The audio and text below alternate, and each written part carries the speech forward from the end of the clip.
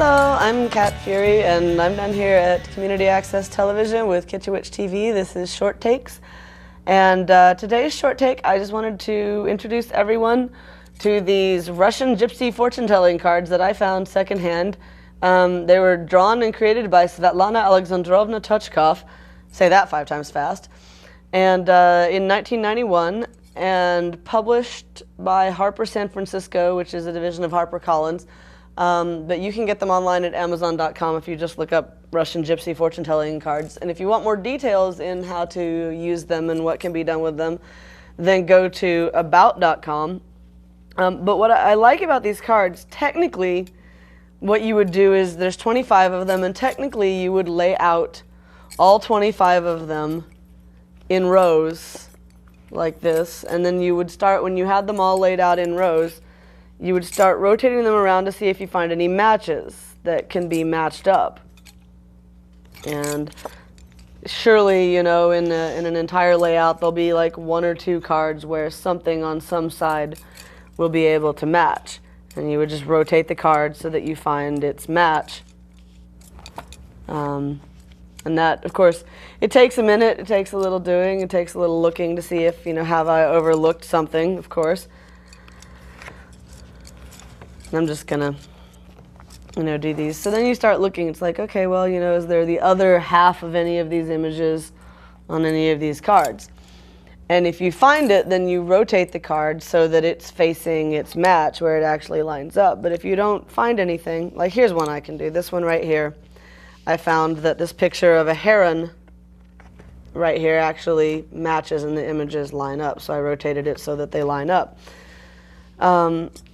So what you're supposed to do with these cards, and you can read all the details for yourself on About.com, is first of all you look at do any matches actually line up to where I can kind of read their meanings about like what was on my mind when I asked this question that I wanted the reading to answer. Okay, what was I thinking about, and what is this image that actually lines up? What does it say to me? And so you would look up like what does the heron card actually mean? And you would interpret that according to your question. But I didn't know that when I first got these cards, and what I really liked about them was I liked the duality of them, because there kind of are 2 sides to every question. There's, you know, there's how you're seeing the question and what you want, but then there's also what do the other people in the question want. And so what I started doing was treating them almost like regular tarot cards. And so I was, you know, pulling out cards and going, okay, well, let's see here. In the kind of past of the question, I've got half a horseshoe and half a loaf of bread. And to me, a horseshoe represents, like, you know, good luck. And to me, a loaf of bread represents sustenance and, you know, having enough literally to eat and survive on. And so I'm saying, you know, okay, maybe in the past of this issue, there's issues of having bad luck with financial things or with issues of survival. And then I go, okay, well, what about what's the future moving towards? And right here there's like half of a woman, and then there's some flowers, and maybe it's talking about, you know, well, maybe in the future, like, you know, to me woman means like a motherly person, somebody who nurtures you, and to me flowers means like romance and love. And so maybe it's saying, you know, like I need to look to my spouse to help out with financial things and be able to do that. And then when I started reading these cards, you know, I'd lay it out in more of a traditional tarot reading. And it's like saying, okay, well, messages kind of coming down from above. This is like half of a pair of little devils.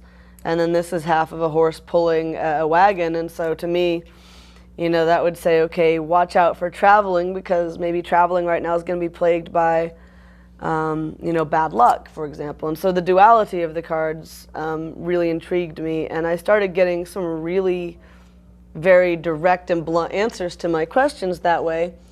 And that's what I didn't like about tarot cards. I mean, I got some good answers out of them, but one thing I really struggled with tarot cards is a lot of the time I would get very vague answers or very long-term answers, or answers that it's like, okay, yeah, I need to do that. You know, obviously, I need to go back to school to make more money, but what do I do right now in the moment about money? And it would be giving me this long-term answer, and I needed something short-term and practical. So what I liked about these cards is that by putting 2 images together like that and considering them in relation to each other, you can consider things like, well, what is the other person thinking? What am I thinking? You know, and things like that. So, Russian Gypsy Fortune Telling Cards by Svetlana Alexandrovna Tochkov. Look them up on Amazon.com. And this has been another episode of